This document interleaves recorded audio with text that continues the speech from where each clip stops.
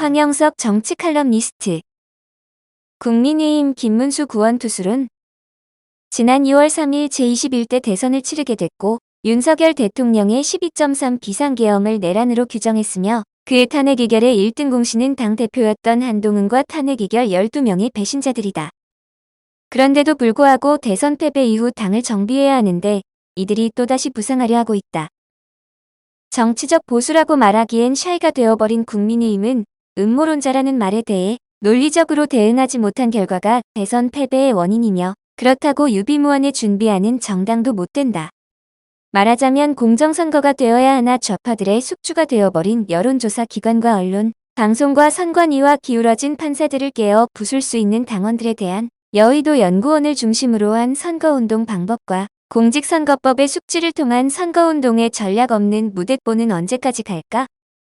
문제는 더민주당이 이재명 대통령의 취임 이래 우파를 청산하겠다고 첫째 김건희, 둘째 내란, 셋째 최상병 등 3특검을 통과시켰고 특히 내란 특검을 통해서 내란동 조잘한 이름하에 우파에 쓸만한 인물들을 모조리 정리하겠다는 기세를 보였고 대법원 상고심에서 유죄성으로 파기환송된 이재명의 공직선거법 위반에 대한 재판 등 여러 형태의 재판이 사실상 무기한 연기됐다. 뿐만 아니라 더민주당은 이재명 무죄법 혹은 이재명 방탄법이라 불리는 이재명 재판을 임기 종료까지 정지하도록 형사소송법 개정안과 허위사실 공표죄의 규정 중 행위라는 단어를 삭제하여 당시 이재명 후보에게 적용했던 혐의 자체를 제거하려는 법안을 발의했다. 여기다 이재명의 재판을 맡은 재판부는 무슨 잘못이 있어 아부하는지 헌법 제84조를 왜곡하여 법을 적용하는 등으로 지난 6월 16일에 진행되어야 하는 재판을 사실상 무기한 연기했다.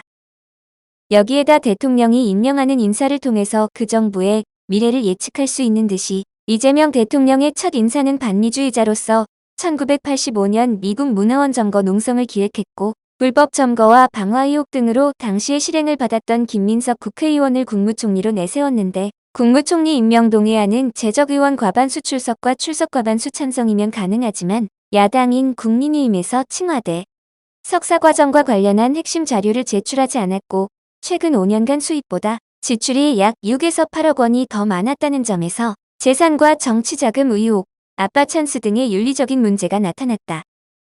이재명 대통령은 G7 정상외교 중국 대륙 시진핑의 실각설, 뉴욕 타임스퀘어에 등장한 한국 대선의 부정선거 충격 동영상 등으로 숨고르기를 하고 있으나 이런 위기 상황에 대응할 수 있는 국민의힘 당대표감으로는 나경원 의원이 있으나 중국 공산당이 국내의 대선에서 범죄 카르텔을 형성했다는 위기에서는 좌파를 경험했고 알고 있는 김문수 전 장관이 더 적합할 것이다.